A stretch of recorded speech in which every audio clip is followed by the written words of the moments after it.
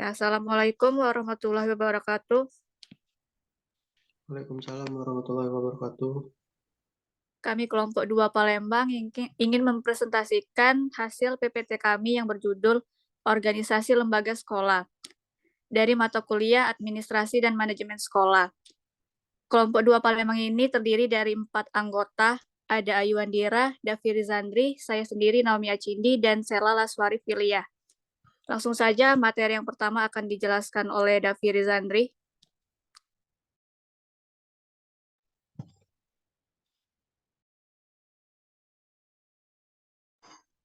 Baiklah, terima kasih moderator.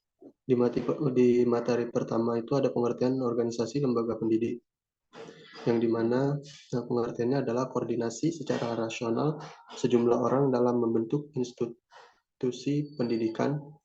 Tujuannya untuk menyiapkan peserta didik menjadi anggota masyarakat yang memiliki kemampuan akademik yang profesional, dapat menerapkan atau mengembangkan, memperkaya khanaza ilmu pengetahuan, teknologi, kesenian, serta mengupayakan penggunaannya untuk meningkatkan taraf kehidupan masyarakat dan juga memperkaya kebudayaan nasional.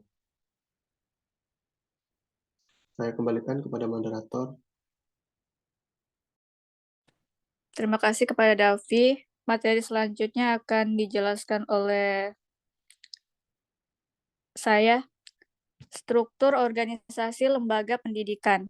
Struktur organisasi lembaga pendidikan adalah susunan skema atau bagan yang menggambarkan hubungan kerja yang membagi dan mengkoordinasikan tugas orang dan kelompok agar menjadi suatu kesatuan dari berbagai segmen dan fungsi lembaga pendidikan dengan tujuan untuk mencapai tujuan dari proses pembelajaran. Lanjut lagi, materi selanjutnya akan dijelaskan oleh Sela Laswari Filia.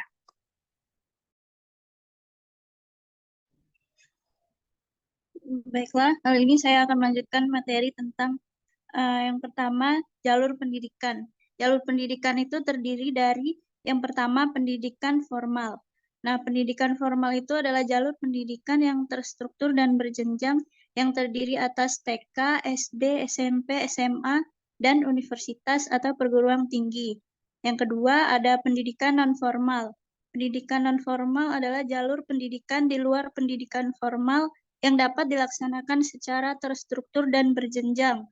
Yang ketiga ada pendidikan informal.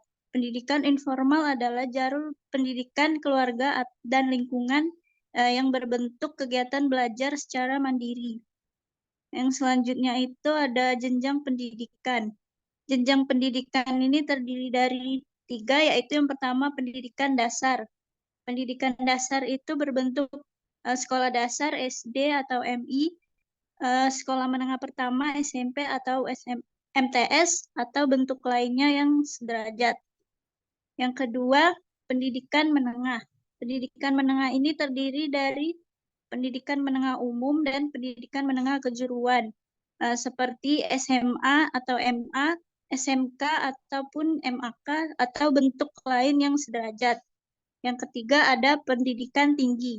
Pendidikan tinggi merupakan jenjang pendidikan setelah pendidikan menengah yang mencakup program pendidikan diploma, sarjana, magister, spesialis, dan dokter yang diselenggarakan oleh perguruan tinggi. Yang ketiga ada jenis pendidikan. Jenis pendidikan itu terdiri dari yang pertama pendidikan umum. Pendidikan umum ini pendidikan dasar dan menengah yang mengutamakan perluasan pengetahuan yang diperlukan oleh peserta didik untuk melanjutkan pendidikan ke jenjang yang lebih tinggi. Bentuknya itu seperti SD, SMP, dan SMA. Yang kedua ada pendidikan kejuruan. Pendidikan kejuruan itu bagian dari sistem pendidikan yang mempersiapkan seseorang agar mampu bekerja pada suatu kelompok pekerjaan atau bidang pekerjaan daripada bidang-bidang pekerjaan lain. Yang ketiga, pendidikan akademik. Sistem pendidikan tinggi yang diarahkan pada penguasaan dan pengembangan disiplin ilmu, pengembangan disiplin ilmu pengetahuan, teknologi, dan seni tertentu. Yang selanjutnya itu pendidikan profesi.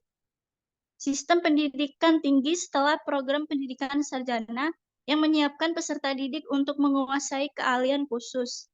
Yang selanjutnya ada pendidikan vokasi.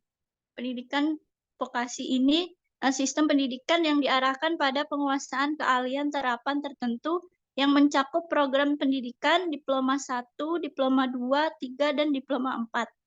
Yang selanjutnya pendidikan keagamaan. Pendidikan yang mempersiapkan peserta didik untuk dapat menjalankan peranan yang menuntut penguasaan pengetahuan tentang ajaran agama atau dapat menjadi ahli ilmu agama dan mengajarkan ajaran agama. Yang selanjutnya ada pendidikan khusus. Pendidikan khusus ini adalah pendidikan bagi peserta didik yang memiliki tingkat kesulitan dalam mengikuti proses pembelajaran karena kelainan fisik, emosional, mental, sosial, atau memiliki potensi kecerdasan atau bakat istimewa. Kembali ke moderator. Terima kasih kepada Sela. Materi yang terakhir akan dijelaskan oleh Ayu Wandira. Baiklah, saya akan menjelaskan kriteria keberhasilan lembaga pendidikan. Yang pertama adalah perbaikan infrastruktur dan teknologi pendidikan. Yang mana dalam hal ini infrastruktur itu bisa seperti perpustakaan atau laboratorium dan kelas di mana harus lebih baik dari sebelumnya. Karena infrastruktur ini tentunya akan digunakan untuk kegiatan dalam pendidikan dan kemudian ada teknologi pendidikan. Mungkin bisa menggunakan beberapa teknologi seperti komputer dalam proses pendidikan. Yang kedua ada hadirnya kebijakan, prosedur, dan pendanaan yang efisien. Dalam hal ini hadirnya kebijakan di dalamnya termasuk ada kontribusi eksternal baik dari pihak pemerintah maupun pihak swasta. Pembelanjaan anggaran pendidikan pun harus efisien dan akuntabel. Yang ketiga, adanya kepemimpinan, andil masyarakat, dan budaya yang mendukung. Dalam hal ini, kompetensi guru, kepala sekolah, dan pemerintah daerah harus menjadi perhatian. Selain itu, kolaborasi dengan pembinaan baik lokal maupun global antara guru, satuan pendidikan, dan industri juga perlu dihadirkan. Yang keempat, adanya kurikulum, pedagogi, dan asesmen atau penilaian yang mapan seperti adanya pengembangan kurikulum dan asesmen yang bersifat nasional dan menyeluruh. Terima kasih, kembali ke moderator. Terima kasih kepada Ayu. Mungkin itu saja pemaparan materi dari kelompok 2 Palembang ini. Sekian dan terima kasih. Wassalamualaikum warahmatullahi wabarakatuh. Waalaikumsalam warahmatullahi wabarakatuh.